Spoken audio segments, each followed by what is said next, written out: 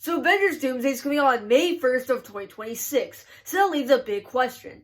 What will they do with Bob in Avengers Doomsday? Because we know in Thunderbolts he is a very powerful character if he's gotten in the wrong hands. For example, Valentina used him and he became very dangerous. Imagine what could happen if Doctor Doom gets a hold of him. And I think that's going to be a big element of Avengers Doomsday in general, because he is probably going to be the most important character in that film that determines the fate of who ends up winning, Doctor Doom or the good guys, the Avengers, Wakandans, Thunderbolts, Fantastic Four, X-Men, all of them.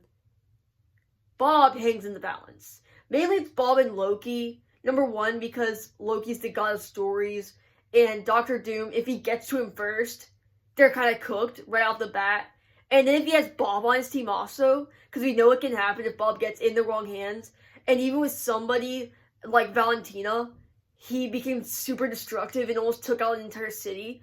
And probably would have taken over the world if it wasn't for Yelena and the rest of the Thunderbolts. And I'm just excited to see how they're going to go into that. And I just really hope they don't dumb down his character for Doomsday, because I know they're going to be dealing with a lot of different characters, a lot of different stories, a lot of different elements that they're going to have to put into this film without it feeling rushed, even though it probably will feel rushed.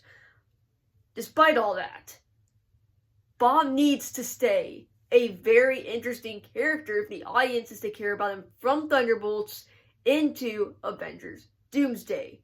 If that doesn't happen, you just don't feel the stakes of his character if he's dumbed down, he's not at all as interesting as he was in Thunderbolts. You really don't feel the impact of what could happen if Doctor Doom does get a hold of him. So that's why I really hope this movie is 3 hours long, so we can take enough time to each of the plot elements to really see them flourish for the little bit they can.